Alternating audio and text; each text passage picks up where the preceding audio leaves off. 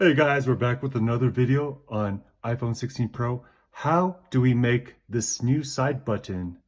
It's called the action button. How do we make it into a flashlight? So by default, it comes as a silent button. So if I hold it down, it'll turn silent, as you can see. And if I hold it down again, it allows ring.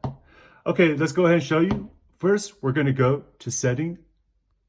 Once we get in setting, you're gonna wanna go to action button, which is just below general. And once we get here, we'll see that it's in silent. So whatever we swipe it to now, it will become that. And to get to flashlight, it's right here. So you just see this.